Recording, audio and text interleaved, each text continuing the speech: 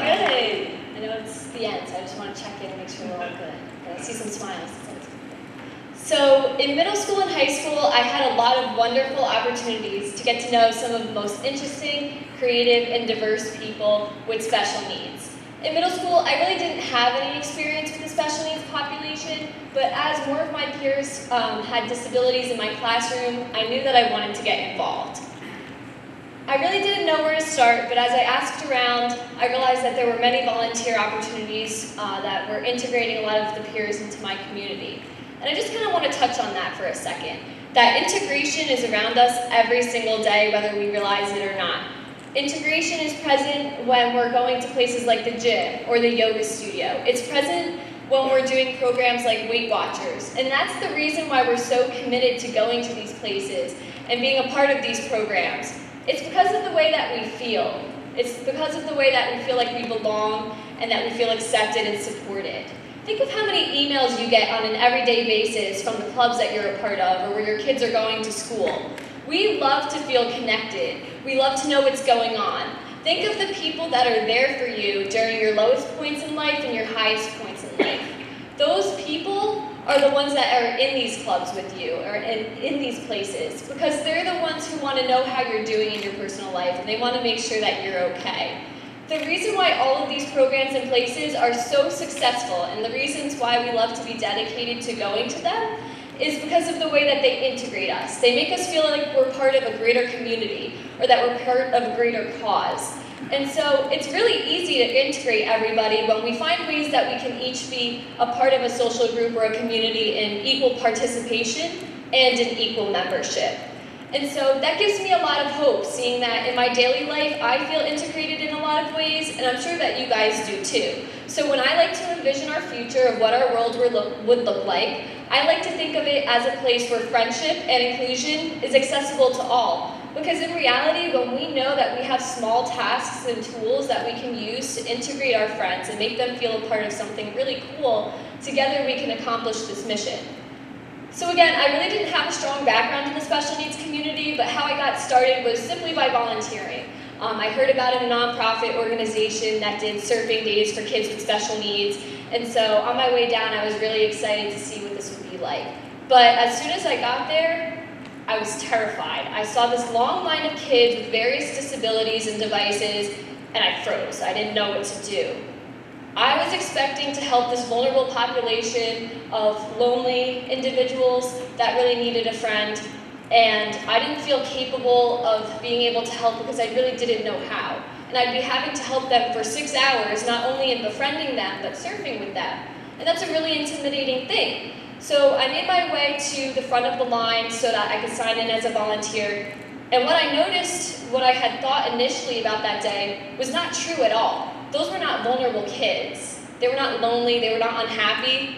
They were laughing, they had their toes in the sand, they were playing with their parents, they were telling jokes to each other, and a lot of them were my age.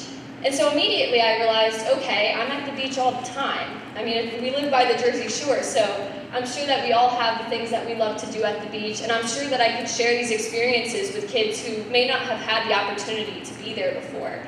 And so what I initially thought would have been the longest day of my life ended up serving as the motivation for me to go back 3 weekends a summer, every summer, for 6 years now. When it comes to getting involved in making people feel more included, a lot of times we don't really know the situation well, so we don't know how to help.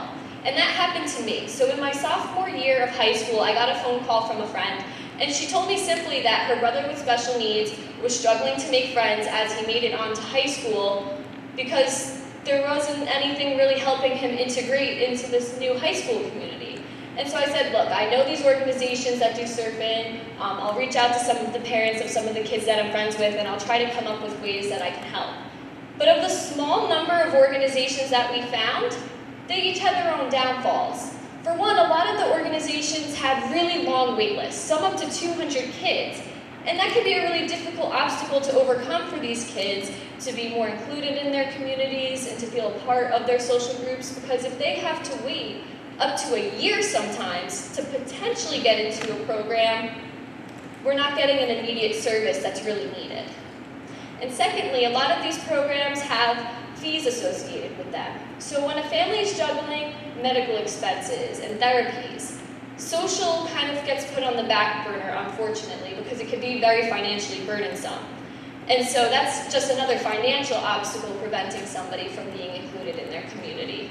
But most importantly, middle school and high school is one of the hardest points in our lives to feel secure in who we are and to feel a part of a group.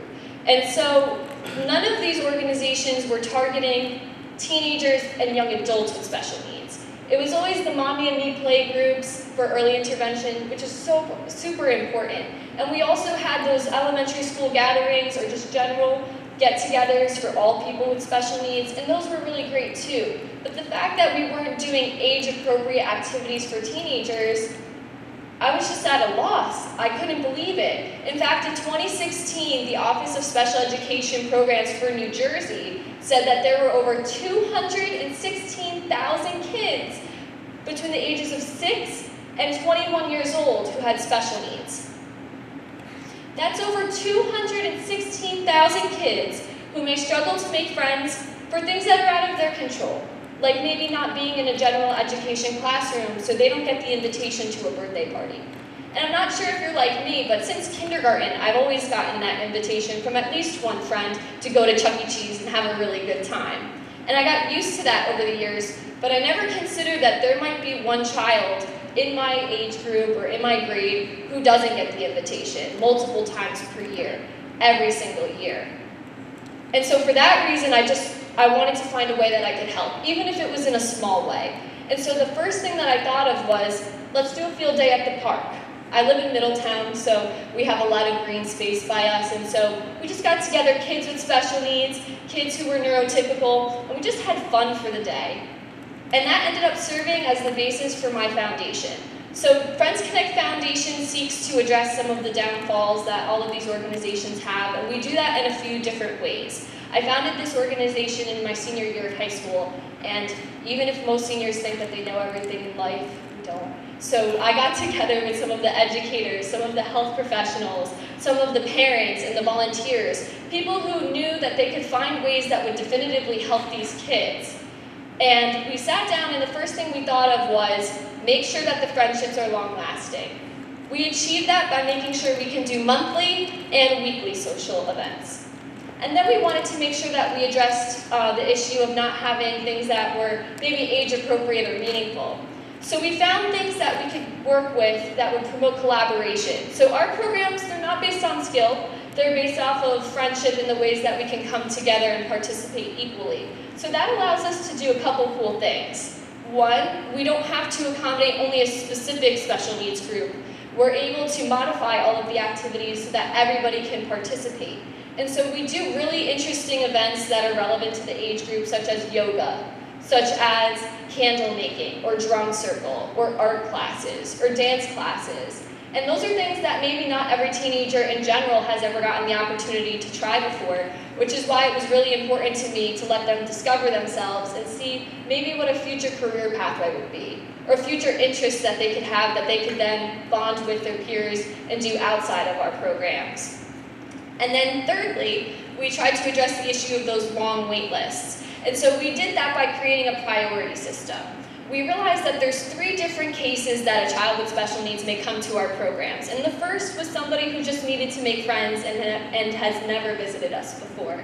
So we make sure that we allocate a certain number of the kids in our programs to people who just need a chance to make friends and never visited.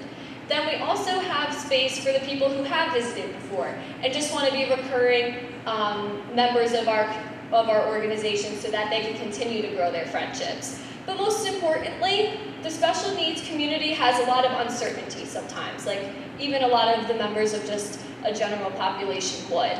We have medical emergencies that come up, family emergencies that come up. And unfortunately, with some organizations and programs, those candidates who apply every single year and never come, at one point are just never considered for the program because they were never able to make it. And so the child who I actually created that first 1 or 2 events for actually wasn't even able to come because he had an emergency in his personal life. And so that served as the motivation to make sure that we would give even more opportunities to these kids to form their friendships. A lot of times people will ask me, why are you keeping the friendships that you make in your own programs and at programs like the beach day? Because they know that I don't have any community service hours I need to fulfill, and they know that nobody's forcing me to do it. So they ask me, you're donating your time, but what are you getting in return? And I always like to laugh at that, because in reality, the volunteers or the friends who are neurotypical in a friendship with somebody with special needs is learning just as much as that child is. I know for myself, I learned an incredible amount about social skills. And I saw myself creating more positive attitudes towards my diverse peers. But most importantly, I started forming friendships on my own because I stopped viewing disability as an impairment. And so I was able to create even more friendships with people who had special needs because I saw them as a person first. And sometimes that's all they need. Our foundation is not possible without the help of the community. I love when I get emails from people saying, I don't know how to help, but I want to because it sounds like a really interesting cause, or I have a family member that has a special need. And so I always like to say that you should just ask yourself, if you're like me and you don't really know how to help, or maybe you're intimidated, just one small question. Can I make a change?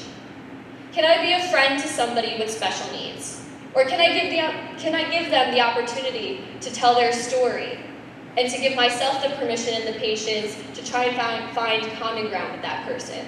Or maybe that's too much for my first encounter. Maybe I can start somewhere smaller and make small talk when I'm going to get Starbucks with somebody. Or maybe I can help that person come into work with me one day, or come into school with me one day. Or maybe I can start just a little bit smaller and start by saying hello. Together, when we find our own personal methods that we can use to integrate others into our communities, and integrate others into our social groups, we can continue to spread that mission that friendship and inclusion is accessible to all. Thank you.